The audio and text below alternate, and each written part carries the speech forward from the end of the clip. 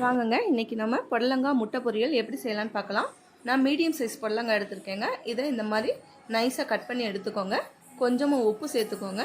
நல்லா பிசைஞ்சு விட்டு அமுக்கி வச்சுருங்க. இது ஒரு 10 நிமிஷம் ஊறட்டும். அடுப்பில் ஒரு கடாய் வச்சுக்கோங்க. தேவையான அளவு நல்லெண்ணெய் சேர்த்துக்கோங்க. கொஞ்சமாக உளுந்து போட்டுக்கோங்க. கொஞ்சமாக கடுகு சேர்த்துக்கோங்க. இது ரெண்டும் நல்லா பொரிஞ்சு வரட்டும். கொஞ்சமாக சீரகம் சேர்த்துக்கோங்க. நான் ஒரு பெரிய சைஸ் வெங்காயத்தை எடுத்து பொடியாக நறுக்கி வச்சுருக்கேன். 2 பட்டை மிளகாய் எடுத்து பிச்சு வச்சுருக்கேங்க. கொஞ்சம் கருவேப்பிலை, இது எல்லாத்தையும் அதில் சேர்த்துக்கலாம். நல்லா வதக்கி விட்டுருங்க. வெங்காயம் நல்லா வதங்கி வரட்டும்.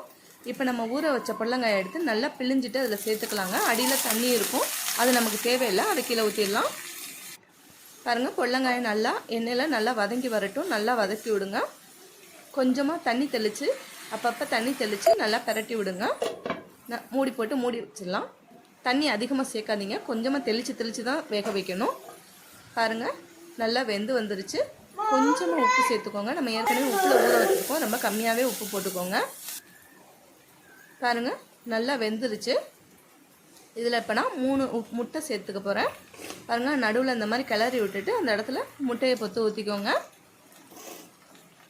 அடுப்பை சிம்லேயே வச்சுக்கோங்க. நல்லா கிளறி விட்டுடலாம். முட்டை கொஞ்சம் நல்லா வெந்து வந்ததும் அடுப்பை ஃபுல்லில் வச்சுக்கலாம். பாருங்கள், முட்டை எந்த இடத்துலையுமே பெருசாக தெரியக்கூடாதுங்க, ரொம்ப நைஸாக இருக்கணும். முட்டையை நல்லா கிளறி கொத்தி விட்டுட்டு கிளறி விடுங்க. முட்டையும் காயும் சேர்ந்த மாதிரி இருக்கணும், தனித்தனியாக தெரியக்கூடாது. அப்போ தான் குழந்தைங்க ரொம்ப விரும்பி சாப்பிடுவாங்க. கொஞ்சமாக மிளகுத்தூள் சேர்த்துக்கலாம். நல்லா கிளறி விட்டுருங்க.